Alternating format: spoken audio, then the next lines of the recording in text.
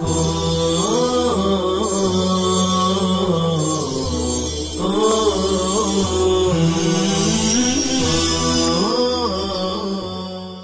اللہ الرحمن الرحیم۔ رفو گروں میں علم علماء۔ جو لوگ پھٹے ہوئے کپڑوں اور لباسوں کی رفو گری کرتے تھے اور اس فن میں شہرت و مہارت رکھتے تھے اور اسی پیشے کو ذریعہ معاش بناتے تھے، ان کو رفاع کہتے ہیں۔ ابو الحسن سری بن احمد بن سری زفا کندی موصلی بہترین شاعر تھے۔ سیف الدولہ اور امراء بنی حمدان کی مدح میں قصائد لکھے، مگر ابو بکر محمد بن ہاشم اور ابو عثمان سعید بن ہاشم دونوں بھائیوں نے ان کے خلاف ہنگامہ کر کے سیف الدولہ سے ان کا وظیفہ بند کرایا اور اذیت دی، جس سے تنگ آ کر وہ بغداد چلے آئے اور وزیر ابو محمد محلبی سے منسلک ہو کر اس کی مدح کی۔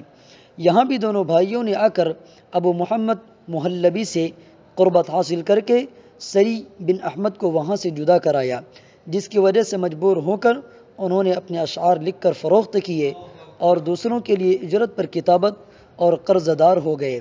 الغرض حسد کی آگ نے ان کو کہیں چین نہ لینے دیا۔ اس حال میں 360 ہجری میں بغداد میں انتقال کیا۔ ابو علی حامد بن محمد بن عبداللہ رفاع واعظ ہروی نہایت ثقہ، مقبول اور کثیر الحدیث محدث تھے۔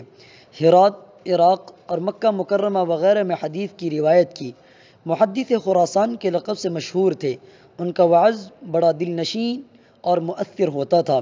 کئی بار نیساپور آئے گئے اور وہاں کے اہل علم نے ان سے استفادہ کیا۔ ہرات میں رمضان 356 ہجری میں فوت ہوئے۔ صفاروں یعنی ٹھٹیروں میں علم علماء۔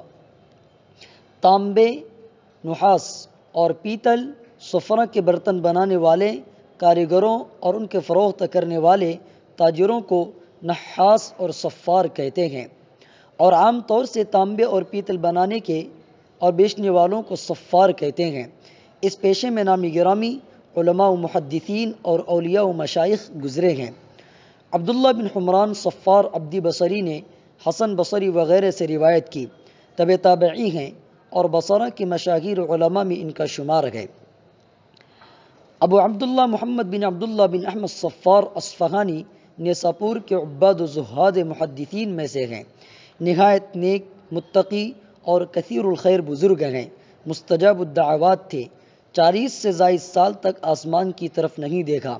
اصفہان، بغداد، عراق، حجاز میں احادیث کی روایت ان مقامات کے مشائخ و محدثین سے کی۔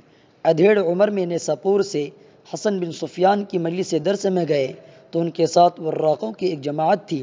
عباد و زہاد کی صحبت میں زیادہ رہتے تھے۔ 339 ہجری میں انتقال کیا۔ بقیہ آئندہ انشاءاللہ تعالی۔